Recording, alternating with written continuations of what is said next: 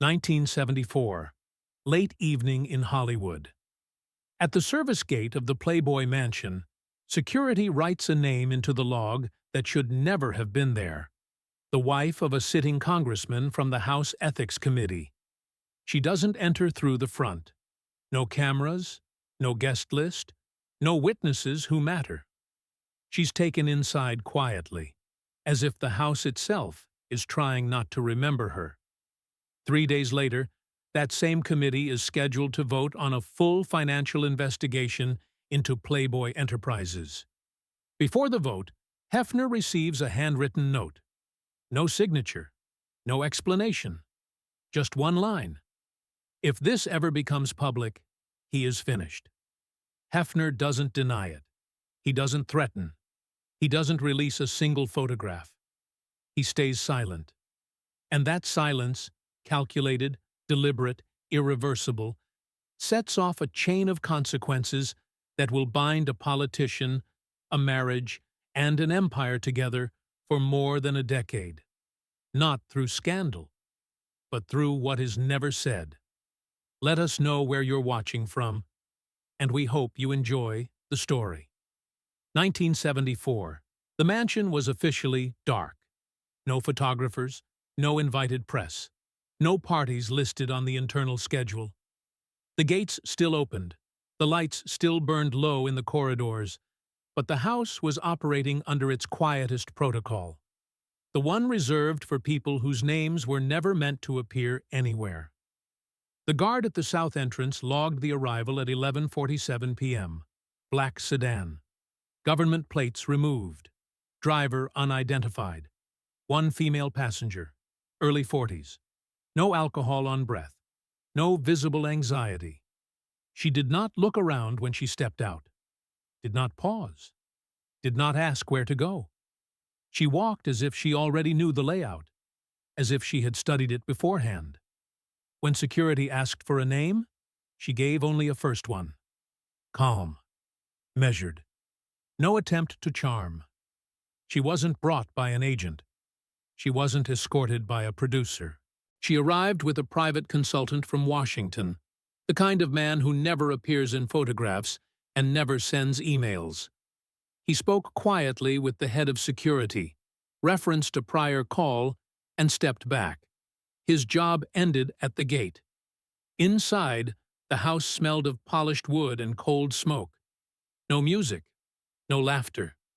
The silence wasn't emptiness. It was discipline. She was offered a drink. She declined. She was asked if she wanted to freshen up. She declined again. Her only request was precise. The library. Not the bedroom. Not the screening room. The library. Hefner was already there. Not waiting. Working. Papers spread across the desk, handwritten notes, a leather-bound ledger opened to a page marked with a thin red ribbon. He did not stand when she entered. He looked up, assessed her posture, her restraint, the absence of performance. They did not shake hands. "I don't have much time," she said, before he could speak. Her voice carried no tremor. "And I'm not here for what people usually come here for." He nodded once, not surprised. She took the chair opposite him, placing her purse on the floor instead of the table. A small, deliberate gesture. She did not cross her legs. She sat forward.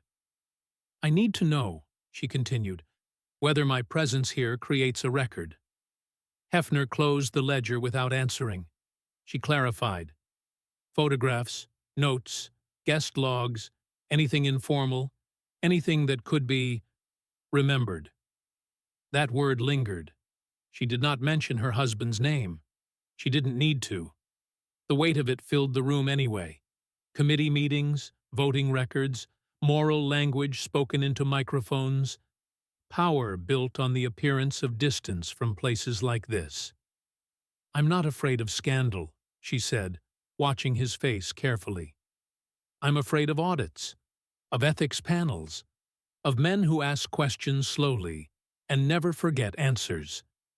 That, finally, made him smile. Not warmly. "This house," he said, tapping the closed ledger with a finger, is where everyone believes they won't be remembered. That's the illusion. The truth is simpler. He paused. They're always remembered, just not always written down. Her eyes dropped to the ledger. Not fear, calculation. So, she asked, am I in there? He did not open it again. There are names, he said. There are dates. There are nights that exist only because someone made sure they did. She inhaled, once, controlled. Then, and if something already exists? Then it exists, he replied. No comfort, no threat. Outside, the guard added a final note to the log. Guest departed, 12:19 a.m. No incidents. What the log didn't record was how she paused before leaving the library door, or how she turned back, just once, and said quietly, "This visit never happened." Hefner watched her go. Then he reopened the ledger, not to her page, but to a date several years earlier. The ribbon stayed where it was. Washington did not announce pressure the way Hollywood announced scandals. It arrived quietly, wrapped in procedure, dressed as concern. 2 weeks after the night visit, Hefner received the first signal. Not a threat, not a call, but a change in tone. A routine inquiry from a federal office that had not contacted Playboy in years. Polite language, careful wording. A request for clarification on alcohol distribution during private events. Nothing urgent. Nothing alarming. Exactly the kind of thing that became dangerous if answered incorrectly. By the end of the month, there were 3 more. A subcommittee on ethics requested documentation related to charitable deductions. Another office asked about zoning compliance for non-public gatherings. A third wanted historical records of staff classifications, volunteers versus employees, going back almost a decade. Individually, they meant nothing. Together, they formed a pattern Hefner recognized immediately. This was not an investigation. It was a perimeter being drawn. In Washington, the man behind it spoke in public about morality, about decency, about the need to examine businesses that blurred the line between expression and exploitation. His words were vague enough to sound principled, sharp enough to mobilize staffers eager to make names for themselves. It was the same man whose wife had sat across from Hefner's desk, asking about memory. The connection was never written down. It didn't have to be. A sealed envelope arrived at the mansion without a return address. No letterhead. Inside, a single typed page. No signature, no demands. Just a suggestion, phrased as concern, that increased visibility might attract unnecessary scrutiny in the coming fiscal year. The phrase, temporary reduction of activity, appeared twice. Hefner read it once, then again. This was leverage disguised as advice. The House responded instinctively. Events were scaled back. Guest lists tightened. Internal rules circulated quietly. Fewer cameras, stricter logs, shorter nights. The mansion did not close. It contracted, like an animal sensing weather. That was when the second line cracked. A photographer who had worked the back corridors for years submitted his resignation. No explanation. No farewell. 2 days later, Hefner learned he had contacted a tabloid in New York. Not with a story, but with an inventory. Old rolls, unpublished negatives, personal notes scribbled in margins only other photographers would understand. Among them were images taken years earlier, poorly lit, never intended for print. Faces partially obscured. One silhouette, however, stood differently. Posture rigid, profile unmistakably adult, composed. A woman who did not belong to the house and had never acted like she did. The photographer did not know who she was. He only knew she mattered. Editors, however, were faster. As Washington tightened its questions, New York sharpened its curiosity. Two slow forces moving toward the same center. Hefner understood the timing. The visit, the inquiries, the envelope, the resignation. None of it was accidental. The mansion had become the point where political caution and private history overlapped. And overlap was where damage happened. There was no confrontation, no raised voices, only the realization that someone had stepped inside his house not as a guest, but as a variable. And variables, once introduced, never stayed contained. The meeting was arranged without calendars, without assistants, without any trace that it had been planned at all. A man arrived at the mansion just before dusk, alone, carrying nothing but a slim briefcase he never opened. He gave his name to security, then added a second one quietly. Not a surname, but a reference. That was enough. The gates moved. He was not a politician. He did not need to be. He belonged to the layer beneath speeches, the one that survived elections. His suit was conservative to the point of anonymity. His tone never rose, never softened. He spoke as if every word had already been approved by someone else. They sat in a small room off the main corridor. No cameras, no staff. The windows stayed closed. "There is concern," the man began, as if continuing a conversation that had started years earlier. "About momentum, about visibility." Hefner waited. Silence had always been his advantage. "The committee," the man continued, "doesn't want spectacle. They want quiet resolution. If certain activities naturally decline, interest tends to drift." "And if they don't?" Hefner asked. The man didn't answer directly. Then attention concentrates. Audits become thorough. Licenses become fragile. Things that once passed routine review stop passing. It was a clean offer, stripped of language that could be repeated later. Hefner leaned back. "You're not here for money." A pause, the faintest acknowledgement. "No," the man said. "Money complicates intent." "What I can guarantee," Hefner replied slowly, "is restraint. What I won't sell is fear." The man studied him now, recalibrating. "What do you want?" he asked. Hefner didn't answer immediately. When he did, his voice was flat. "Access. Not to people, to boundaries. Certain bills lose momentum. Certain hearings never leave draft form. The rules stay. Flexible." This was not negotiation. It was architecture. The man closed his briefcase without having opened it. "I'll relay that." He stood. That was the meeting. Later that night, the phone rang in the library. Hefner recognized the voice before she said her name. "You should know," she said, "that things are calmer." "I know," he replied. A pause. Then, quietly, "I didn't ask for this." "No," Hefner said. "You didn't." She exhaled, something between relief and resignation. "You didn't save my marriage," she added. "You saved his career." He did not contradict her. When the line went dead, Hefner remained seated, staring at the darkened shelves. Silence had changed shape. It was no longer absence. It had become currency, transferable, measurable, dangerous. Outside, the mansion returned to its routines. Inside, a balance had shifted, and balances, once adjusted, demanded maintenance. The freeze came quietly. No announcement, no press note, no explanation that could be quoted later.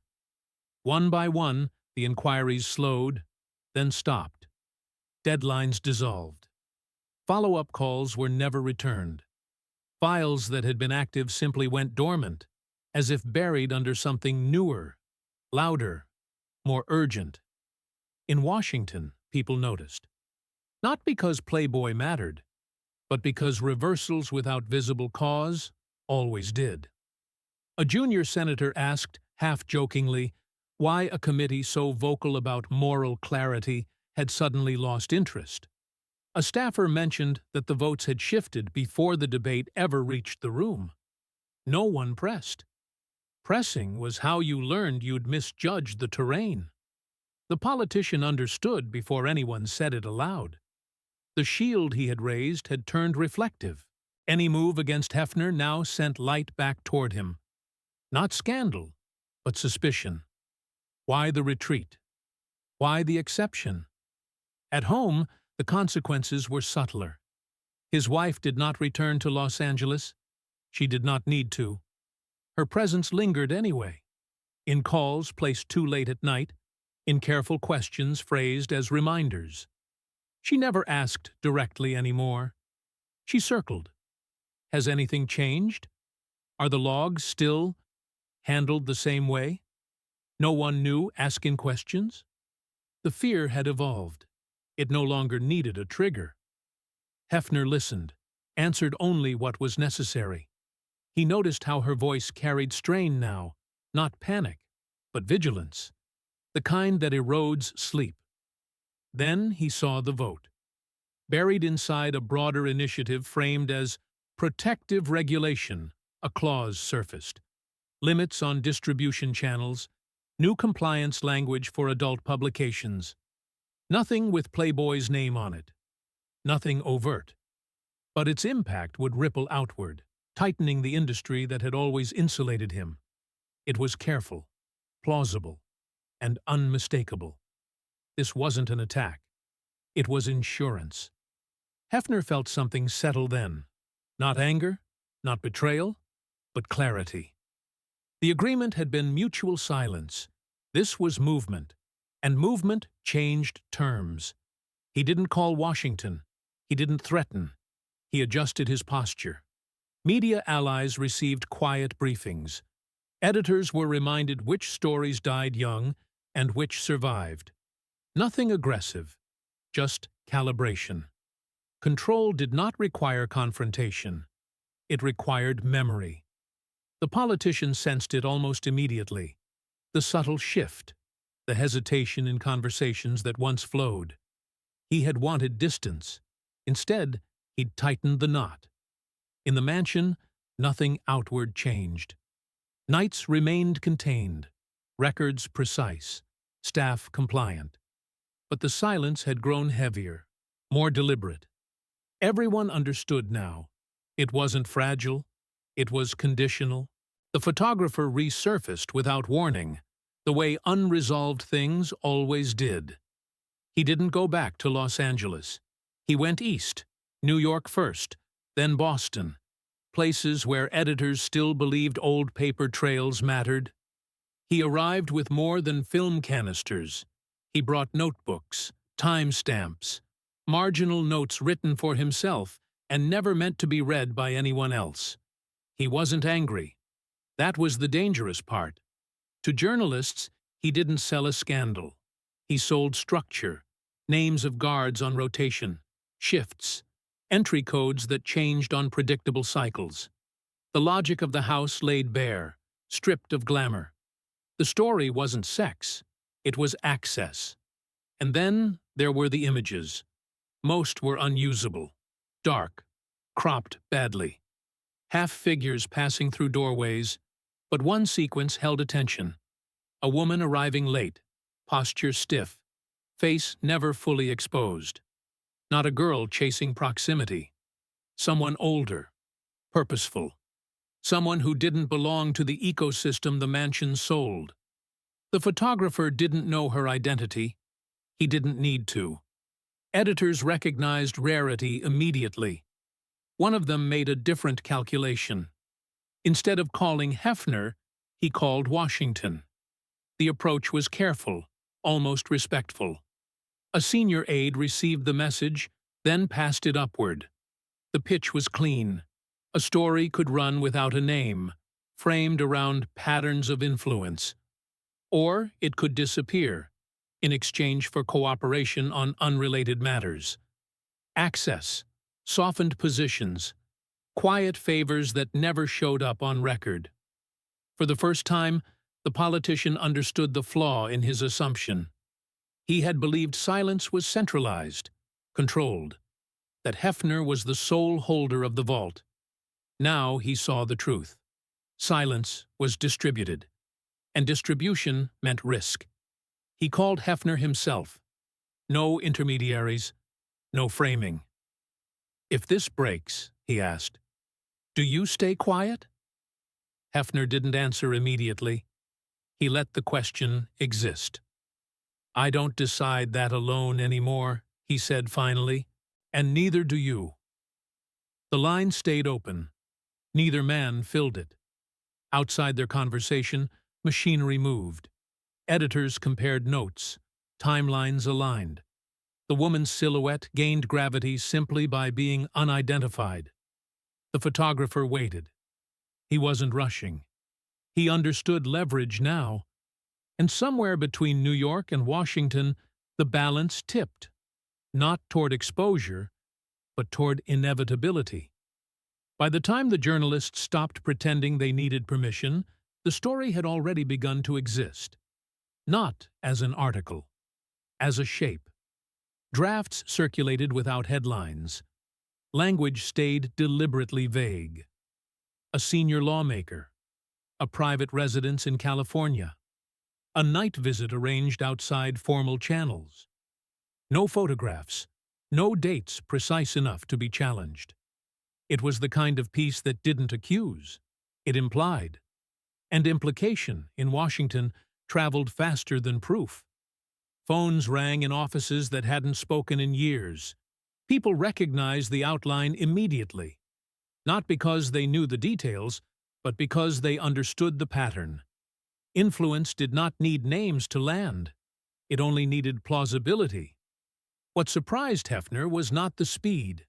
It was the collateral. Legal counsel flagged a quiet danger.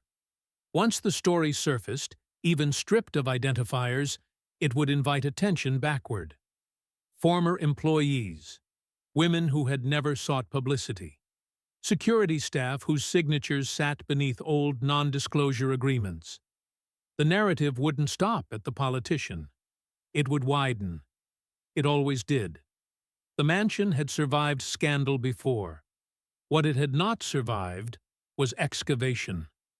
Hefner reviewed lists late into the night, not of enemies, but of people who had trusted silence to remain inert. It never was. Silence aged. It hardened. Then it fractured. The call came near dawn. The politician sounded older, not tired, diminished. "I can't stop it," he said. No preamble. "But I can remove myself." He explained the offer carefully. He would step down from the committee, publicly, quietly. No statements of principle. No protest.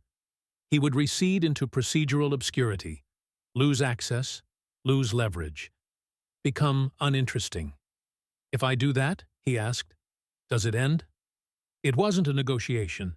It was surrender shaped like logic. Hefner closed his eyes as he listened. This was the moment silence stopped being neutral. Any direction it moved now would crush something.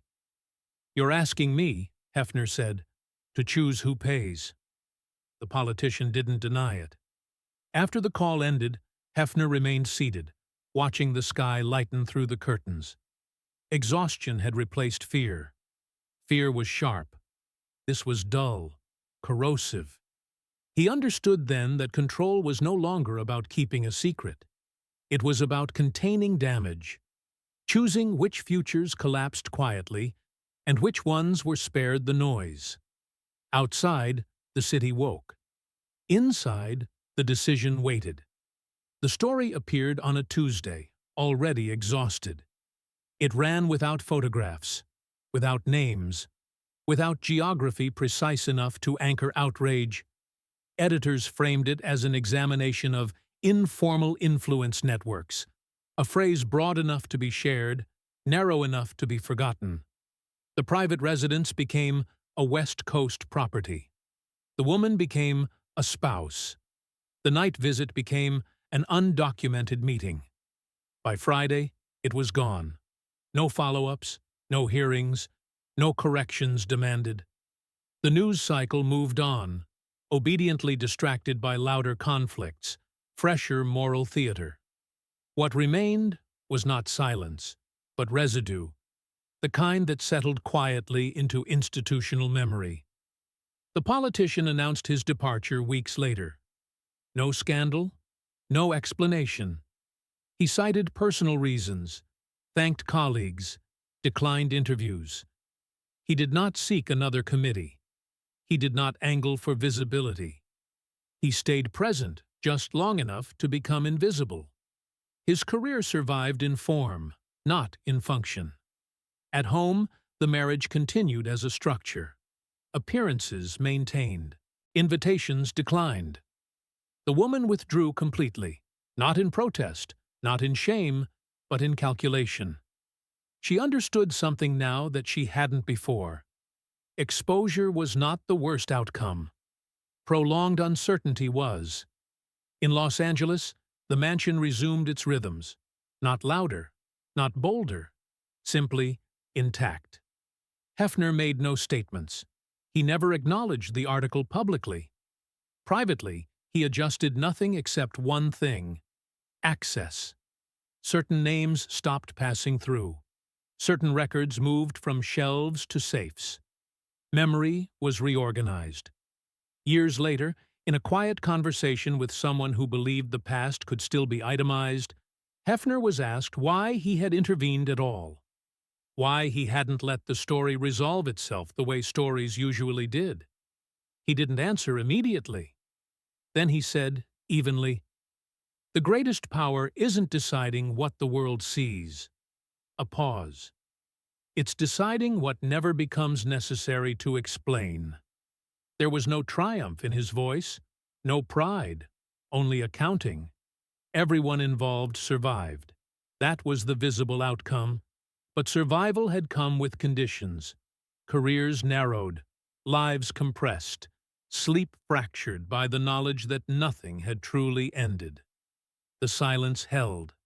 And like all silences bought instead of earned, it never stopped listening.